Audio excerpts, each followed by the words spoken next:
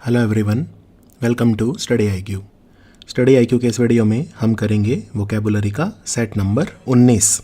तो चलिए देखते हैं कौन कौन से शब्द सीखेंगे हम इसमें सीखेंगे atrocity, commendable, wax, Dahmer, cremation, unprecedented, attribute, manifestation, stigma और स्निपेट। ये हमारा क्विज है जो हम बाद में करेंगे। तो पहला वर्ड है एट्रॉसिटी। एट्रॉसिटी मतलब क्या होता है? आपने सुना होगा कि जो ज्यूज़ थे, यहूदी जो थे, उनके ऊपर हिटलर ने काफ़ी एट्रॉसिटीज़ की। तो एट्रॉसिटी का जो प्लूरल है वो हो जाएगा एट्रॉसिटीज़। एट्रॉसिटी मतलब होता है अत्याचार, क्रूरता, बहुत ही ज़्यादा, एक्सट्रीमली मतलब बहुत ज़्यादा, विकेड, विकेड मतलब क्रूरता, क्रूअल, क्रूअल मतलब भी होता है जो बहुत क्रूर हो। जो क्रूर व्यक्ति होता है, क्रूर, क्रूर को क्रूअल बोलते हैं इंग्लिश में। और शॉकिंग एक्ट, शॉकिंग एक्ट मतलब बहुत ज़्यादा ऐसा कार्य कोई करता है जो एकदम हिला दे, जो आपको एकदम सदमे में ले आए। शॉकिंग एक्ट, इतनी ज़्यादा क्रूरता, जिसे कहते हैं बारबेरिटी। बारबेरिटी यानी दुष्ट व्यवहार, दुष्टता। इनह्यूमेन, इनह्यूमेन मतलब अमानवीय। ह्यूमेन मतलब होता है मानवीय, दया के साथ। इन मतलब उल्टा हो जाएगा, तो इनह्यूमेन मतलब अमानवीय। ऑफुल, ऑफुल बहुत ही ज़्यादा खराब। ऑफुल और या ड्रेडफुल दोनों का मतलब एक ही होता है। दोनों का मतलब होता है बहुत ही ज़्यादा खराब, बहुत ही ज़्यादा घोर खराब, बहुत ज़्यादा घोर। खौफनाक, आतंकमय, बहुत ही ज़्यादा डरावनी। ग्रूसम, ग्रूसम मतलब एकदम घिनौनी, बहुत ही ज़्यादा ग्रूसम, हॉरिबल। पशु की तरह, पशुता, एक तरह से कह सकते हैं पशुता, या बर्बरता भी बोलते हैं कई बार, बर्बरता। निर्दयता, निर्दयता बोल सकते हो आप। क्रूअल व्यक्ति को निर्दय बोला जाता है, तो निर्दयता, बहुत ज़्यादा निर्दय व्यक्ति था। बहुत ज़्यादा महापाप या उद्दंडता, बहुत बड़े लेवल की। तो ये सारे शब्द, इनका मतलब होता है एट्रॉसिटी, यानी क्रूरता, अत्याचार। सबसे कॉमन शब्द इसके लिए अत्याचार है, जो आप बहुत कॉमन सुनते हैं, अत्याचार किया यानी एट्रॉसिटी की। कहते हैं एट्रॉसिटी अगेंस्ट दलित्स, दलितों के खिलाफ अत्याचार। एट्रॉसिटीज़ अगेंस्ट वुमेन, महिलाओं के खिलाफ अत्याचार। एट्रॉसिटीज़ अगेंस्ट माइनॉरिटीज़, अल्पसंख्यकों के खिलाफ अत्याचार। ये सारे वर्ड न्यूज़पेपर में बहुत ही ज़्यादा फ्रिक्वेंटली आप सुनोगे। अब इसका उल्टा क्या होगा? इसका उल्टा होगा अपीलिंग। अपीलिंग मतलब आकर्षक, जो चीज़ आपको अच्छी लगे, आकर्षक। घिनौनी चीज़ से तो आप बहुत दूर रहोगे, क्योंकि वो चीज़ जो है आपको अच्छी नहीं लगेगी। लेकिन अपीलिंग मतलब आकर्षक। फिर है वर्चुअसनेस। वर्चुअसनेस मतलब क्या होता है? मतलब भलाई। वर्चुअसनेस मतलब भलाई, और भले व्यक्ति को बोलेंगे वर्चुअस। तो अगर कोई व्यक्ति वर्चुअस है मतलब बहुत ज़्यादा पुण्यात्मा है, पुण्य का काम करता है, पवित्र व्यक्ति है, चरित्र अच्छा है। इसके लिए एक शब्द होता है सदाचारी, जो सदाचार जिसके अंदर हो, किसी तरह का दुराचार नहीं, सदाचारी। धर्मात्मा, धार्मिक, नेक व्यक्ति, जिसे बोलते हैं नेक व्यक्ति, वर्चुअस व्यक्ति या राइटियस व्यक्ति, जो सही चीज़ें करे, राइट चीज़ें करे। राइटियसनेस, राइटियसनेस मतलब नेकी, भलाई, राइट। तो ये हो गया इसका उल्टा। अब यहाँ पे एग्जाम्पल देखते हैं। Amritsar Jallianwala Bagh massacre was one of the worst atrocities carried out by the British। Amritsar में जो जलियांवाला बाग मैसेकर, मैसेकर मतलब यहाँ पे त्रासदी, आपदा, मैसेकर, बहुत सारे लोगों को मौत के घाट एक साथ उतारना, उसको मैसेकर कहा जाता है। जेनोसाइड भी बोलते हैं इसे, GENOCIDE, जेनोसाइड। तो ये वन ऑफ द वर्स्ट, सबसे खराब में से एक अत्याचार का उदाहरण है जो अंग्रेजों ने किया। One of the worst atrocities, Jallianwala Bagh हत्याकांड। तो मैसेकर मतलब हत्याकांड या त्रासदी। त्रासदी के लिए वैसे ज़्यादा अच्छा वर्ड है डिज़ास्टर या आपदा, इसे आपदा भी बोल सकते हो। तो यहाँ पे मैसेकर को हम हत्याकांड बोलेंगे, वो ज़्यादा अप्रोप्रिएट है। Since the writer had witnessed the bloody battle first hand, he had no trouble describing the atrocity of that event. क्योंकि जो लेखक है उसने विटनेस किया था, विटनेस किया था मतलब वो वहीं पे मौजूद था, मौका वारदात पे मौजूद था, तो उसने ब्लडी बैटल यानी खूनी लड़ाई खुद देखी, अपनी आंखों से देखी, फर्स्ट हैंड, इसलिए उसे कोई भी दिक्कत नहीं हुई उसका वृतांत करने में। डिस्क्राइब करना मतलब उस किसी चीज़ का वृतांत करना, किसी चीज़ को एक्सप्लेन करके बताना। तो उसने जो भी एट्रॉसिटी थी, जो भी अमानवीय चीज़ें थी जो वहाँ पे हुई, वो सारी की सारी सबको बताई, क्योंकि वहाँ खुद वो मौजूद था। राइटर जो है वो उसने खुद विटनेस करी, वो सारी चीज़ें खुद अपनी आंखों से देखी। अगला शब्द है कमेंडेबल। बहुत प्यारा शब्द है कमेंडेबल, बहुत ज़्यादा आता भी है। कमेंडेबल मतलब होता है सराहनीय, सराहनीय या प्रशंसनीय। जैसे मान लो किसी ने कोई बहुत अच्छा काम किया, तो आप बोलेंगे आपका जो काम है कमेंडेबल है, मतलब प्रशंसा के योग्य है, सराहना के योग्य है। राइट। एडमिरेबल मतलब बहुत अच्छा है। एडमिरेबल, मैं इसको एडमायर करता हूँ, यानी कि अच्छा लगने योग्य है। लॉडेबल, लॉड करना मतलब ताली बजाना, याद है अपलॉड करना, एप्लॉज जब करते हैं तो अपलॉड करते हैं। तो लॉड करना मतलब किसी की तारीफ करना, या अगेन लॉडेबल मतलब इस लायक होना की तारीफ हो। एप्लॉडेबल, बात एक ही है, लॉडेबल या एप्लॉडेबल। ऑनरेबल, ऑनरेबल मतलब प्रतिष्ठित, माननीय, इज्जतदार। ये काम आपने जो किया है बहुत ऑनरेबल काम किया है, एकदम माननीय, यानी कि आपकी मानना करने का मन करता है, आपको मान देने का मन करता है, आपको सम्मान देने का मन करता है। रेस्पेक्टेबल, रेस्पेक्टेबल मतलब इज्जत के योग्य। कई बार कहते हैं रेस्पेक्टेबल पर्सन, यानी इज्जतदार, इज्जतदार, इज्जत के योग्य है ये। तो कमेंडेबल है, आपने बहुत अच्छा काम किया है, कमेंडेबल। इतनी सारी बाधाओं के बावजूद आपने इतना अच्छा काम किया है, ये तो कमेंडेबल है, एप्लॉडेबल है, रेस्पेक्टेबल है, एडमिरेबल है। और इसका उल्टा क्या होगा? रेप्रीहेंसिबल, यानी निंदनीय। ये निंदा के योग्य है, ये तो निंदनीय है, निंदा के योग्य है। ये तिरस्कार के योग्य है, तिरस्कार करने के योग्य है। कई बार आप सुनेंगे वर्ड, मैं इसको कंडेम करता हूं, ये कंडेमनेबल है। कंडेमनेबल मतलब ये खंडन करने योग्य है, खंडन करने योग्य। सेंसुरेबल, सेंसुरेबल मतलब भी होता है घिनौना, घृणित, घृणित, निंदा के योग्य है, कलंक के योग्य, कलंक देने के योग्य है ये तो, यानी सेंसुरेबल है। कंटेम्प्टेबल, कंटेम्प्ट मतलब क्या होता है? बेइज्जती, कंटेम्प्ट। तो यानी कि ये बेइज्जती के लायक है, ये आपने ऐसा काम किया है, इतना खराब काम किया है, ये बेइज्जती के लायक है। कंटेम्प्टेबल कहते हैं कंटेम्प्ट ऑफ कोर्ट, यानी कोर्ट की बेइज्जती माना जाएगा, कंटेम्प्ट ऑफ कोर्ट। कंटेम्प्ट मतलब बेइज्जती, राइट। तो ये वैसा काम आपने किया है, तिरस्कार के योग्य है, तुच्छ, तुच्छ काम किया है, नीच काम किया है आपने, ये तुच्छ काम किया है। खेदजनक है ये, दुखद है ये, खेदजनक या दुखद। तो ये क्लियर होगा आपको। इसके एग्जाम्पल देखते हैं। Considering the restrictions and adversities under which she film that movie, I think she did a commendable job. इतनी सारी बाधाएं यानी रिस्ट्रिक्शंस और एडवर्सिटी, एडवर्सिटी मतलब बुरा समय, बुरा समय। इतनी सारी रिस्ट्रिक्शंस और एडवर्सिटी आई, परेशानियां आई, एडवर्सिटी आई, मुसीबतें आई, उसके बावजूद उसने वो फिल्म शूट करी, तो मुझे लगता है उसने कमेंडेबल काम किया, यानी कि प्रशंसनीय काम किया है। The government is doing a commendable work in dealing with the corona virus outbreak. सरकार प्रशंसनीय काम कर रही है corona virus outbreak, corona virus जो फैल रहा है उसको समेटने में, यानी कोरोना वायरस से निपटने में सरकार बहुत अच्छा काम कर रही है, प्रशंसनीय काम कर रही है। अगला है वैक्स, VEX, वैक्स। वैक्स मतलब होता है किसी को परेशान करना, किसी को सताना, चिढ़ाना, राइट। किसी को चिढ़ाना, सताना, दुख देना, कष्ट देना, किसी को तंग करना। अनॉय, अनॉय करना मतलब भी होता है किसी को परेशान करना, किसी को परेशान करना, किसी को दुख देना, कचोटना, राइट। किसी को खींचाना, जिससे वो खींच जाए, परेशान हो जाए।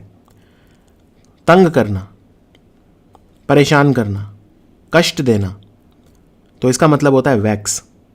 इरिटेट करना, इरिटेट करना मतलब परेशान करना, किसी की मानसिक शांति को डिस्टर्ब करना। पीस ऑफ माइंड मतलब मानसिक शांति। बॉदर, किसी को बॉदर करना मतलब भी परेशान करना। कहते हैं ना, may I bother you for a minute, क्या मैं आपको एक मिनट के लिए परेशान कर सकता हूँ, 2 मिनट के लिए परेशान कर सकता हूँ। अगर आपको किसी से कोई काम लेना होता है तो आप क्या बोलते हैं? मे I bother you for 2 minutes, क्या मैं आपको 2 मिनट के लिए परेशान कर सकता हूँ, राइट। इर्क करना, इर्क करना मतलब भी परेशान करना। एग्जैस्परेट, एग्जैस्परेट करना किसी को, यानी कि अगेन किसी को परेशान करना, किसी को दुख देना, एग्जैस्परेट करना। तो अगर वो बंदा दुखी हो गया, दूसरा वाला व्यक्ति परेशान हो गया, तो क्या बोलेगा? आई एम एग्जैस्परेटेड, यानी मैं बहुत ज़्यादा परेशान हो चुका हूँ, मैं एकदम तंग आ चुका हूँ, एकदम क्रोधित हो चुका हूँ, अब मैं एकदम उत्तेजित हो चुका हूँ, मैं क्रोध में एकदम भड़का हुआ हूँ मैं इस वक्त। I am exasperated, right? I am exasperated. इसका उल्टा क्या होगा? अपीज करना। किसी को अपीज करना मतलब कोई ऐसा काम करना जो दूसरे को पसंद हो, यानी किसी को मनाना, अपीज करना, किसी को सेटिस्फाई करना, किसी को सेटिस्फाई करना, किसी को शांत करना, उसकी पसंद की चीज़ देकर शांत करना, उसको बोलते हैं अपीज करना। किसी को खुश करने के लिए कुछ काम करना, किसी को मनाना, उसको बोलते हैं अपीज करना। तो ये बिल्कुल इसका उल्टा है। ग्लैडन, कहते हैं ना I am glad to meet you, यानी मैं खुश हूं आपसे मिलकर। तो अगर किसी को आप ग्लैडन कर रहे हो मतलब आप उसको खुश कर रहे हो, आप उसको आनंदित कर रहे हो, आप उसको मग्न कर रहे हो, प्रसन्न कर रहे हो, खुश कर रहे हो, ग्लैडन कर रहे हो उसे, राइट? तो यहां पे ग्लैड जो है वर्ब की तरह यूज हुआ है। एग्जाम्पल देखते हैं। If you attempt to vex the dog by pulling his tail he will surely bite you.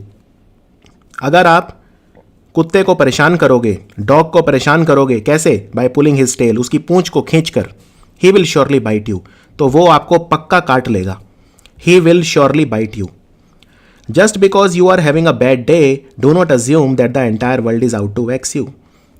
मैं मानता हूं कि आज आपका दिन बहुत अच्छा नहीं जा रहा, इनफैक्ट आपका दिन बुरा जा रहा है। You are having a bad day मतलब आज आपका दिन अच्छा नहीं जा रहा है, बैड डे है आपका, राइट? लेकिन इसका यह मतलब नहीं है कि आप ये सोचें कि पूरी दुनिया आपको परेशान करने के लिए लगी हुई है।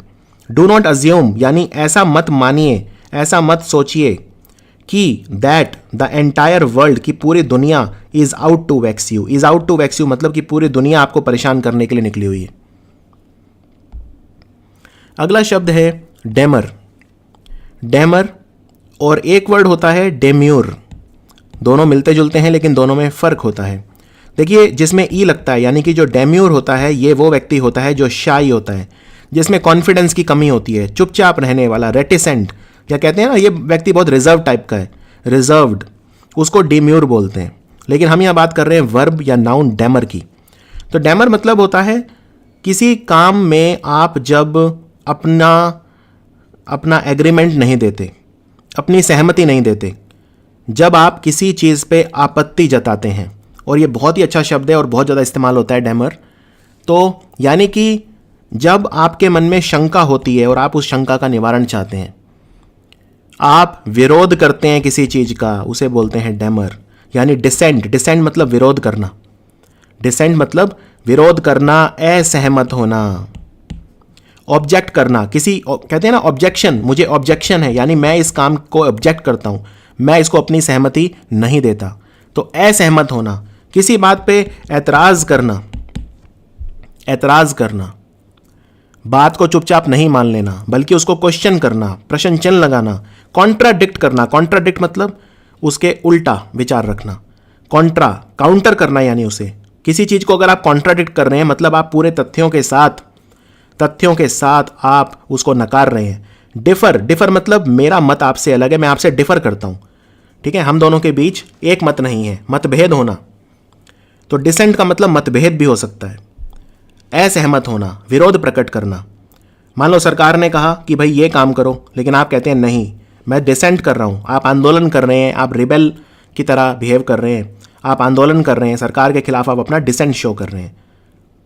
तो डिसेंट एक लोकतंत्र की जीवन रेखा को कहते हैं कि डिसेंट नहीं होगा, चुपचाप मानने वाले अगर सारे लोग होंगे तो फिर वो लोकतंत्र नहीं है। तो इसका उल्टा क्या होगा? एक्सीड कर लेना यानी मान लेना, कंसीड कर लेना, कंसीड कर लेना भी होता है मान लेना, जैसे ही कंसीडर डिफीट, उसने हार मान ली। एक्सेप्ट कर लेना, बात को चुपचाप मान लेना, सहमत हो जाना, एडमिट कर लेना बात को, ठीक है, एग्री हो जाना, एग्री मतलब सहमति, सहमत हो जाना। अप्रूव, अप्रूव किसी चीज को आपने अप्रूव कर दिया मतलब अपनी स्वीकृति दे दी। असेंट, असेंट मतलब अपनी स्वीकृति देना। कहते हैं ना प्रेसिडेंट ने अपना असेंट दे दिया बिल को, तो प्रेसिडेंट ने अगर बिल को असेंट दे दिया तो वो अधिनियम बन जाता है, एक्ट बन जाता है, उसने अपना असेंट, अपनी सहमति दे दी। तो क्लियर है, ये सारे के सारे शब्द बहुत अच्छे हैं। डिसेंट मतलब विरोध करना, मतभेद आपका होना, असहमति प्रकट करना, ऐतराज करना, राइट। और इसका उल्टा, डिसेंट का उल्टा असेंट, डिसेंट का उल्टा असेंट। असेंट मतलब होता है चुपचाप मान लेना, स्वीकार कर लेना, ग्रहण कर लेना, कुछ भी सहमत हो जाना, झुक जाना, राइट, ये सब होता है असेंट। तो डिसेंट और ascent. The student requested a break during the lecture but the teacher demurred. जो स्टूडेंट था, विद्यार्थी था, उसने लेक्चर के बीच में टीचर से ब्रेक मांगा, लेकिन टीचर क्या कर गई, डेमर कर गई, यानी कि टीचर ने मना कर दिया, टीचर ने उस पर अपनी आपत्ति जताई, एक तरह से उसको स्वीकृति नहीं दी, demurred, she demurred. Citizens have the right to demur and protest against any law they feel that is unconstitutional. जो नागरिक होते हैं, सिटीजन होते हैं, उन्हें पूरा अधिकार है, दे हैव द राइट मतलब उनको अधिकार है क्या, टू डेमर एंड प्रोटेस्ट, आंदोलन करने का और डेमर करने का, यानी अपना मतभेद दिखाने का, अपनी शंका दिखाने का, अपनी आपत्ति दिखाने का पूरा अधिकार है। किस चीज के खिलाफ, अगेंस्ट एनी लॉ, कानून के खिलाफ। कौन सा कानून, जो उन्हें लगता है, दे फील कि वो असंवैधानिक है, अनकॉन्स्टिट्यूशनल है, यानी असंवैधानिक। नेक्स्ट है क्रीमेशन। क्रीमेशन बोलते हैं शव दहन क्रिया। हम जैसे बोलते हैं ना अंत्येष्टि या अंतिम संस्कार करना, क्रीमेशन करना, अंतिम संस्कार करना, तो उसको बोलते हैं क्रीमेशन। किसी एक लाश को जलाना, बर्न करना, कॉप्स मतलब होता है लाश, मृत व्यक्ति की लाश को कॉप्स कहा जाता है। टू एशेज मतलब होता है राख, यानी किसी लाश को जला के राख बना देना, उसको बोलते हैं क्रीमेशन करना। इंसिनरेशन मतलब होता है किसी चीज को जलाना, उसको इंसिनरेशन कहते हैं। ये एग्जैक्ट सिनोनिम नहीं है, क्योंकि इंसिनरेशन जनरल टर्म में भी यूज होता है। जैसे हम अगर वेस्ट होता है तो वेस्ट को भी इंसिनरेट करते हैं, यानी हम जब अपशिष्ट प्रबंधन करते हैं, वेस्ट हमारा इकट्ठा हो जाता है, कचरा प्रबंधन, तो उसमें कचरे को जलाते हैं, तो उसको भी इंसिनरेट करते हैं। लेकिन क्रीमेशन मतलब होता है किसी शव को जलाना, किसी लाश को जलाना। बरियल मतलब दफन करना, ठीक है, एक्ट ऑफ बरिंग मतलब दफन करना, बरी मतलब दबाना, मिट्टी में दबाना, ठीक है। बरी, कई बार बरी वैसे भी यूज होता है, जैसे why are you burying the truth, आप सच को क्यों दबा रहे हैं। टू बरी द ट्रूथ मतलब सच को दबाना, तो बरी मतलब होता है किसी चीज को दबाना। अब डेड बॉडी को भी बरी करते हैं, तो डेड बॉडी को भी दबाते हैं धर्म के अनुसार। कोई जलाता है, कोई दबा देता है मिट्टी में, क्योंकि हमारा शरीर 5 तत्वों का बना होता है। आकाश, अग्नि, वायु, जल, 5 तत्वों के बने हैं। तो अगर आप अग्नि के सुरपुत करते हैं, उसे अग्नि में डाल देते हैं, तो आप तब भी उसे उसी तत्वों में लौटा रहे हैं वापस। अगर आप दफन कर देते हैं तो भी आप उसे, क्योंकि पृथ्वी एक वो होता है, पृथ्वी, अग्नि, वायु, जल, आकाश, तो पृथ्वी में लौटा रहे हैं, तो भी आप उसे 5 तत्वों में, चाहे आप जलाइए चाहे आप दफनाइए, क्या फर्क पड़ता है, वो वही 5 तत्वों में वापस जाएगा, जिन 5 तत्वों की हमारा शरीर बना है। तो बरियल मतलब किसी डेड बॉडी को बरी करना। ग्रेवयार्ड क्या होता है, ग्रेवयार्ड बोलते हैं शमशान घाट को, शमशान भूमि, ग्रेवयार्ड या उसे सेमेटेरी भी बोल सकते हैं। बरियल ग्राउंड, जहां पे दफनाया जाता है। जनरली ग्रेवयार्ड हम ईसाई धर्म में यूज करते हैं वर्ड, जनरली, ठीक है ना, ग्रेवयार्ड। हम वैसे क्रीमेशन ग्राउंड बोलते हैं हिंदू धर्म में, क्रीमेशन ग्राउंड, शमशान भूमि को, कि क्रीमेशन ग्राउंड कहां पे है। इस्लामिक कोई व्यक्ति होगा तो कहेगा बरियल, प्लेस ऑफ बरियल, यानी जहां पे दफन करना है वो कहां है। तो ग्रेवयार्ड जनरली जो होता है चर्च के साथ होता है, और सिमेटेरी मतलब वही जहां पे दफन किया जाता है चीजों को, लाश या शव को। तो ये चर्च के साथ एसोसिएटेड नहीं होता सिमेटेरी, तो याद रखिए। तो एग्जाम्पल क्या होंगे इसके, the principal burial sites of Harappan civilization were found in Kalibangan, Rakhigarhi, Lothal and Ropar. Principal मतलब है यहाँ पे मुख्य है। एक होता है स्कूल का प्रिंसिपल, तो उसकी स्पेलिंग होती है प्रिंसिपल, PAL। यहां पे हो रहा है प्रिंसिपल मतलब मुख्य। ये हमारे शहर का मुख्य सिनेमा हॉल है, तो क्या बोलोगे, it is the principal cinema hall of our city. The principal burial site मतलब दफनाने की जो जगह है, बरियल साइट। हड़प्पन सिविलाइजेशन, जो सिंधु घाटी सभ्यता थी, हड़प्पन सभ्यता, उसमें कहां पे दफन किया जाता था लोगों को, कालीबंगन में, राखीगढ़ी में, लोथल में और रोपर में। A number of Bronze Age burial pits were discovered in the outskirts of the city and the pieces of ancient pottery were also unearthed. बहुत सारे ब्रॉन्ज मतलब कांस्य, ब्रॉन्ज मेडल सुना होगा आपने, तो कांस्य के बने हुए बहुत सारे जो बर्तन हैं या जो चीजें हैं ब्रॉन्ज एज के, वो बरियल पिट में मिले हैं। बरियल पिट मतलब जहां पे उनको दफन किया जाता था, उन्हीं के साथ मिले हैं। कहां पे, शहर के बाहर, यानी outskirts of the city. Outskirt मतलब शहर के बाहर। And the PCs of ancient pottery were also unearth. बहुत सारे पुराने पॉटरी, यानी जैसे घड़े वगैरह बनाना, सुराही बनाना, इसको पॉटरी कहा जाता है। तो बहुत सारे पुराने पॉटरी के अवशेष भी मिले हैं जिनको निकाला गया है। खोद के बाहर निकालना मतलब अनअर्थ करना। अनअर्थ, इसके लिए एक वर्ड और होता है, यानी एक्ज्यूम करना, EXHUME, एक्ज्यूम करना मतलब भी किसी दबी हुई चीज को बाहर निकालना, राइट। नेक्स्ट वर्ड है अनप्रेसिडेंटेड। अनप्रेसिडेंटेड मतलब क्या होता है? मान लो मैं बोलता हूं कि भाई आजकल तो महंगाई इतनी है कि आज से पहले तो कभी देखी भी नहीं ऐसी, यानी अभूतपूर्व।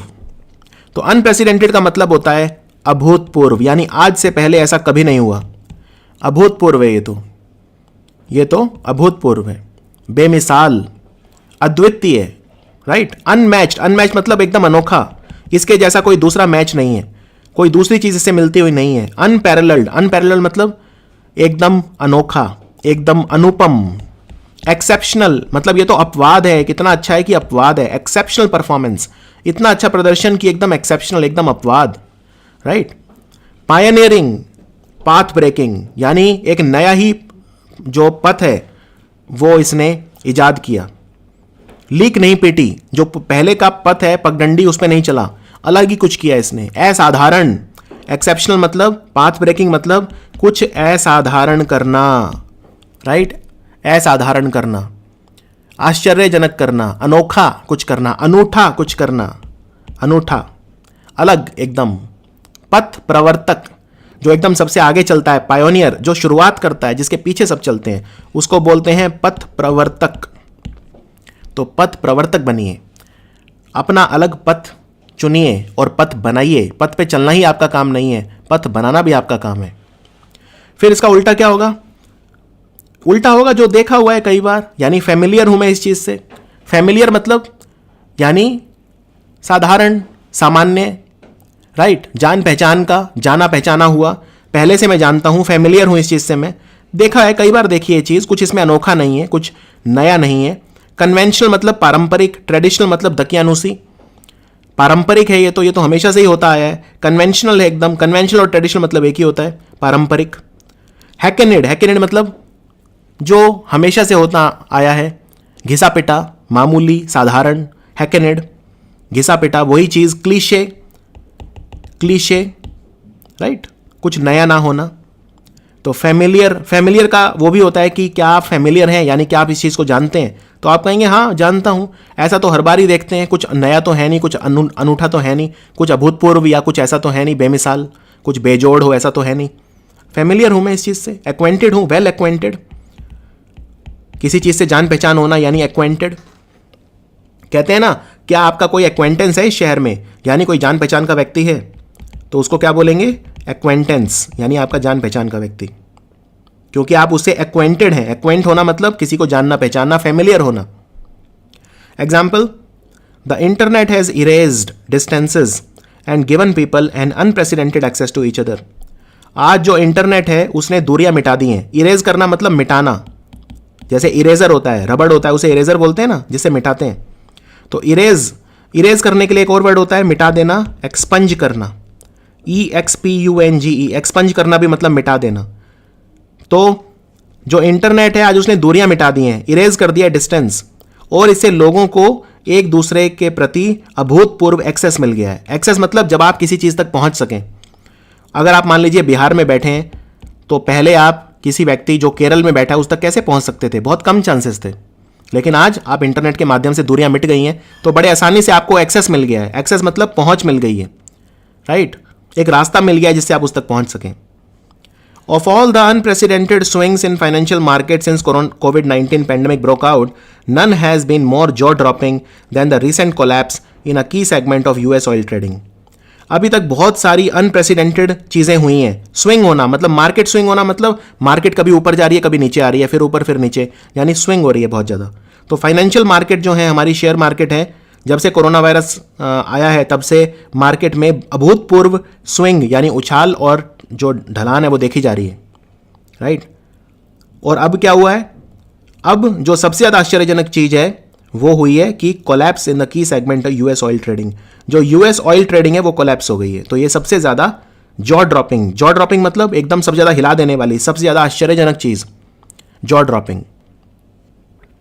अब बात करते हैं अगला वर्ड एट्रीब्यूट। और एट्रीब्यूट के दो मतलब होते हैं और ये बहुत ज़्यादा यूज़ होता है वर्ड एट्रीब्यूट। कहते हैं ना, आप अपनी जो सक्सेस है, आप अपनी सक्सेस किसे एट्रीब्यूट करते हैं, यानी आप उसका श्रेय किसे देते हैं, अपनी सक्सेस का जो श्रेय है वो किसे देते हैं। तो एट्रीब्यूट का पहला मतलब तो होता है कोई विशेषता। ठीक है, हमने एक वर्ड किया था पहले, इडियोसिंक्रेसी। इडियोसिंक्रेसी मतलब किसी व्यक्ति की कोई खास विशेषता। पेक्यूलियरिटी, किसी व्यक्ति का कोई बोलने का खास अंदाज होगा, किसी व्यक्ति का चलने का कुछ अंदाज होगा, या उसका कोई बहुत ही अलग व्यवहार होगा जिससे वो पहचाना जा सकता है 50 लोगों में, तो वो उसकी इडियोसिंक्रेसी है या पेक्यूलियरिटी है। एकदम पेक्यूलियर, एकदम खास चीज़ क्या है, एकदम पेक्यूलियर चीज़ क्या है। पेक्यूलियर मतलब खास, किसी व्यक्ति विशेष, कोई व्यक्ति विशेष की जो पहचान है, विशेषता है, कोई कैरेक्टरिस्टिक, कैरेक्टरिस्टिक मतलब विशेषता या कोई क्वालिटी, ट्रेट, ट्रेट भी बोल सकते हैं, किसी का कोई खास गुण, कोई खास ट्रेट, कोई खास आदत, कोई खास हैबिट, तो उसे बोलेंगे एट्रीब्यूट। राइट, जैसे the interviewer asked me what I consider to be my best attribute. जो मेरा इंटरव्यू ले रहा था, इंटरव्यूअर, उसने मुझसे पूछा, आस्क्ड मी, कि व्हाट आई कंसीडर, मैं किसे मानता हूं। कंसीडर करना मतलब मानना, मैं ये कंसिडर करता हूं, तो मैं कंसिडर करता हूं अब मेरी बेस्ट क्वालिटी क्या है। यानी कि इंटरव्यूअर ने सीधा मुझसे पूछा कि मेरी बेस्ट क्वालिटी क्या है, जिसे मेरी नज़रों में what I consider to be my best attribute, मेरी नज़रों में मेरी जो है बेस्ट क्वालिटी क्या है, ये मुझसे इंटरव्यू में पूछा गया, साक्षात्कार में पूछा गया। The power failure was attributed to the recent storm and high winds. अब एट्रीब्यूट का दूसरा मतलब एक और होता है, किसी चीज़ के लिए किसी चीज़ को जिम्मेवार ठहराना, उत्तरदायी ठहराना या उसको श्रेय देना। जैसे फॉर एग्जाम्पल, आप अपनी सक्सेस किस चीज़ को एट्रीब्यूट करते हैं, जैसे she attributes her success to hard work and a little luck. वो कहती है, वो अपनी सक्सेस, अपनी सफलता का श्रेय देती है। एट्रीब्यूट करना किसी चीज़ को, तो वो she attributes her success to, I attribute my success to the trust that my parents had in me, या the trust the love they showered on me. मैं अपनी सफलता का श्रेय अपने पेरेंट्स को देता हूं, जो उन्होंने मुझ में विश्वास दिखाया उसको देता हूं। इसी तरह से she attributes her success to hard work and a little luck. वो अपनी सफलता का श्रेय देती है किसे, एक तो मेहनत को, हार्ड वर्क को, और लिटिल लक, थोड़ी बहुत लक को भी, थोड़ी बहुत किस्मत को भी, भाग्य को भी, दोनों को देती है वो, ज़्यादा मेहनत को और थोड़ा सा लक को भी। तो एट्रीब्यूट मतलब उत्तरदायी ठहराना या श्रेय देना। टू से और think that something is the result of a particular thing, तो इसका सिनोनिम होता है एस्क्राइब। एस्क्राइब मतलब भी होता है एट्रीब्यूट, श्रेय देना, असाइन या अक्रेडिट, किसी चीज को उस चीज का क्रेडिट देना, श्रेय देना। ये तीनों वर्ड्स एकदम एग्जैक्ट सिनोनिम की तरह यूज किया जा सकते हैं। और एट्रीब्यूट का दूसरा मतलब होता है कोई खास आपके अंदर गुण या विशेषता। अब यहां पे सेंटेंस कितना अच्छा दिया है, the power failure was attributed to the recent storm and high winds. अभी अभी जो बिजली का फेलियर हुआ था, पावर फेलियर, उसका श्रेय किसे जाता है, it was attributed to the recent storm and high wind. अभी जो तूफान आया था और बहुत तेज हवाएं चली थी उसे जाता है। यानी बिजली गई क्यों, बिजली इसलिए गई क्योंकि तूफान आया और बहुत ज्यादा हवा चली। तो the power failure was attributed to the recent storm and high winds. अगला शब्द है मैनिफेस्टेशन। मैनिफेस्टेशन, मैनिफेस्टेशन क्या होता है, इसे समझना थोड़ा सा कठिन है लेकिन आप समझ पाएंगे। मान लीजिए आपने कोई कहानी सुनी, कहानी में आपने सुना कि भाई एक व्यक्ति होता था कभी, श्रवण कुमार, वो जो है अपने बहुत ज़्यादा माता पिता से प्रेम करता था और उन्हें अपने कंधे पर बिठाकर वो एक जगह से दूसरी जगह लेकर जाता था। अब आपने तो सिर्फ कहानी सुनी है, आपने किसी श्रवण कुमार को तो देखा नहीं है, लेकिन मान लीजिए कि आप कोई ऐसा व्यक्ति देखते हैं जो अपने माता पिता के लिए कुछ बहुत ही अनूठा कर रहा है, कुछ अनप्रेसिडेंटेड कर रहा है, बहुत ही ज़्यादा कुछ बेजोड़ कुछ कर रहा है, बहुत ही ज़्यादा अद्वितीय कुछ कर रहा है, बहुत बड़ा कुछ कर रहा है। माँ बाप के लिए उसने अपना जीवन पूरा समर्पित कर दिया। किसी आप ऐसे व्यक्ति से मिलते हैं तो आप कहेंगे this person is a living embodiment या मैनिफेस्टेशन ऑफ श्रवण कुमार।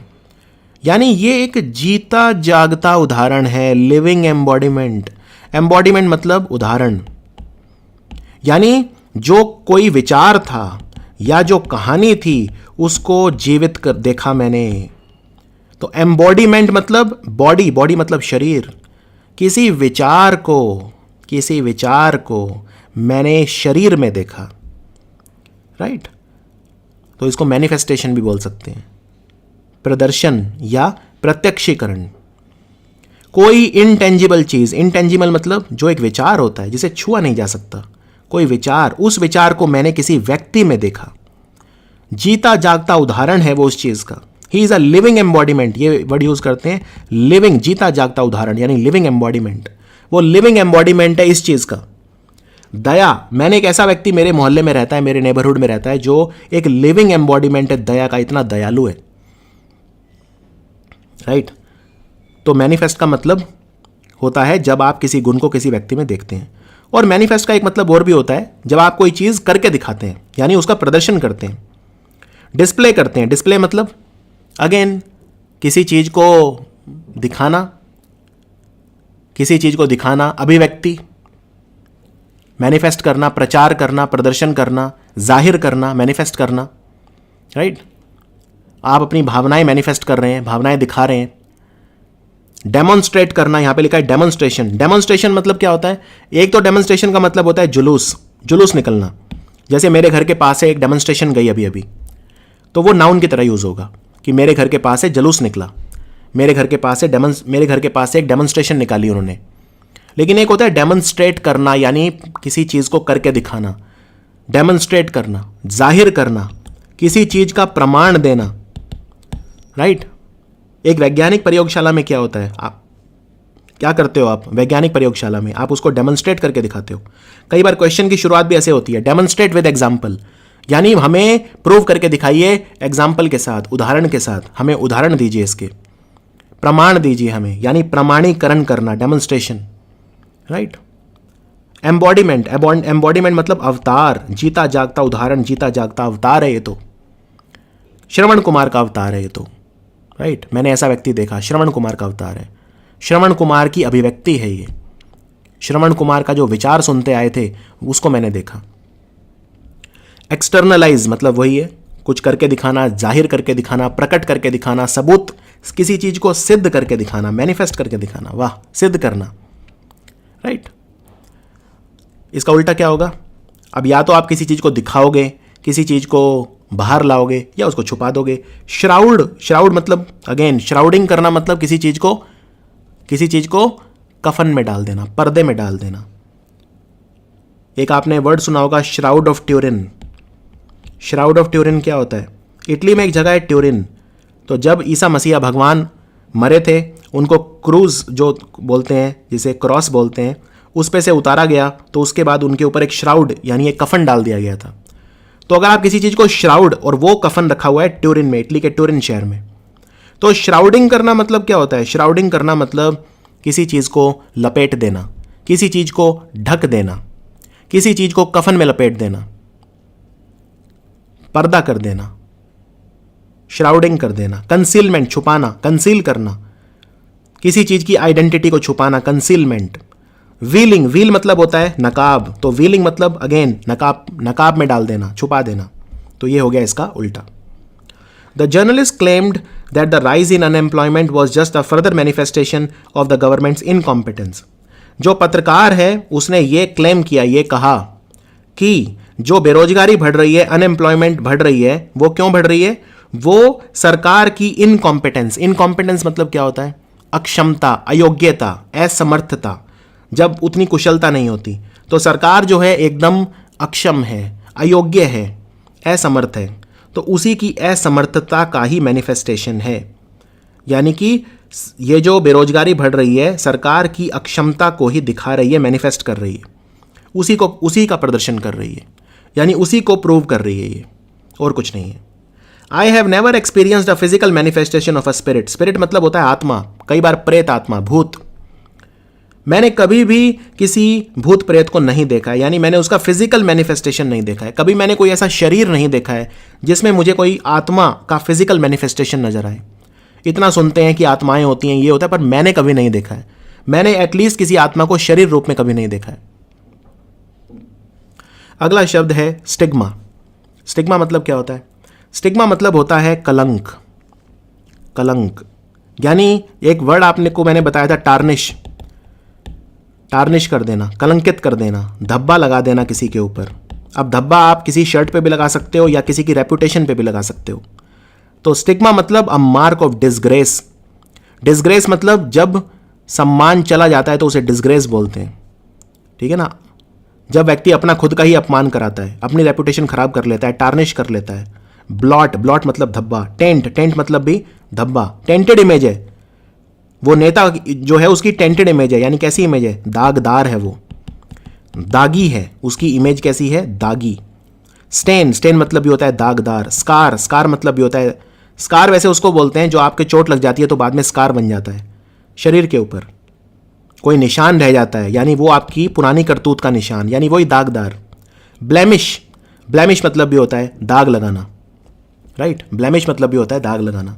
तो इसका उल्टा क्या होगा, फेम, ग्लोरी या ऑनर। ऑनर मतलब सम्मान, सम्मान देना। ग्लोरी, ग्लोरी मतलब भी होता है सम्मान, और फेम मतलब भी क्या होता है, ख्याति, आपकी ख्याति होना।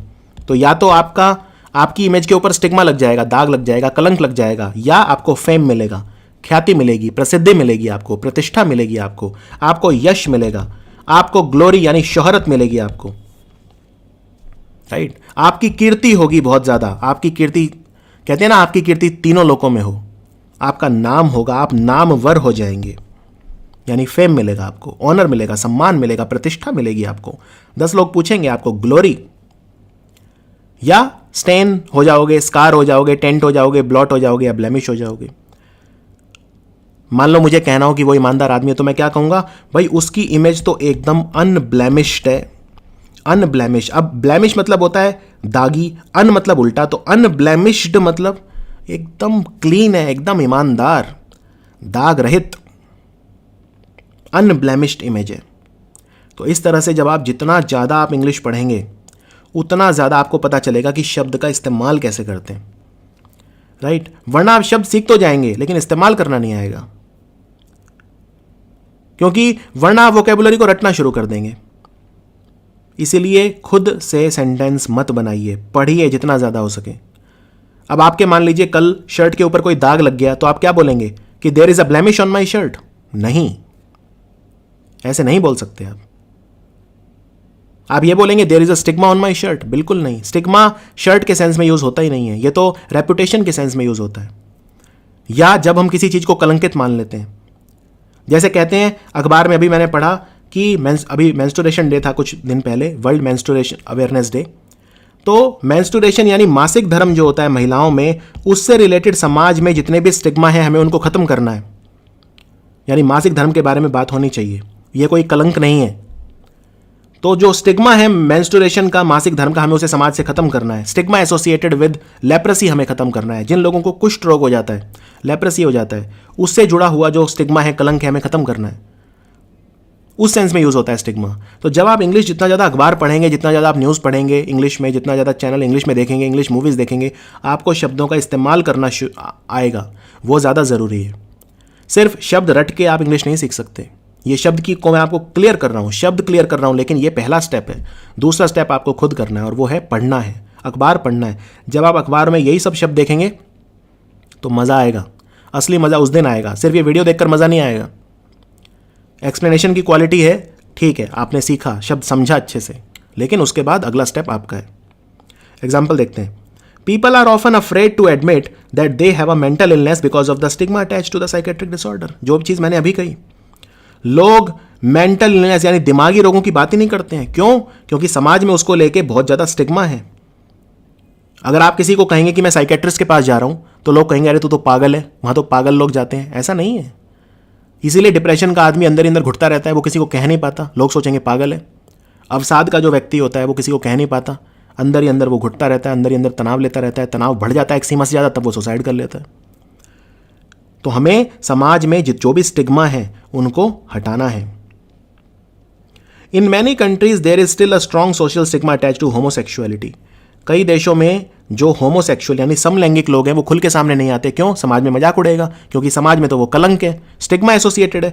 तो एक सोशल स्टिग्मा यानी सामाजिक कलंक, अटैच्ड या एसोसिएटेड, ठीक है। स्टिग्मा के साथ आप यही वर्ड देखेंगे, या तो अटैच्ड या एसोसिएटेड, यानी उसके साथ एक स्टिग्मा है। There is a stigma associated with failure. हमारे समाज में जो फेल व्यक्ति होता है उसकी इज्जत नहीं होती। तो क्यों? क्योंकि there is a stigma attach to it, there is a stigma associated with it. Snippet, snippet मतलब होता है टुकड़ा. मान लो कोई बहुत बड़ी कोई कविता है, आप कहोगे भाई पूरी पढ़ने का टाइम तो नहीं है, एक काम करो, एक उसका स्निपेट दे दो, एक छोटा सा अंश मुझे दे दो, मैं अपने आप पढ़ लूंगा बाद में, ठीक है, आप अंश दे दो बस मुझे एक, या उसकी समरी दे दो, छोटा करके दे दो, कोई टुकड़ा बना के दे दो उसका. तो किसी चीज का एक्सेप्ट, एक्सेप्ट मतलब भी होता है किसी चीज का अंश. एक्सट्रैक्ट, एक्सट्रैक्ट मतलब निचोड़, बस मेरे पास इतना ही समय, आप मुझे निचोड़ दे दो, एक्सट्रैक्ट दे दो. फ्रैगमेंट यानी कि एक छोटा सा अंश यानी टुकड़ा, फ्रैगमेंट मतलब टुकड़ा. फ्रैक्शन, फ्रैक्शन मतलब कहते हैं ना फ्रैक्शन, 1/4 एक चौथाई, यानी खंड या भाग.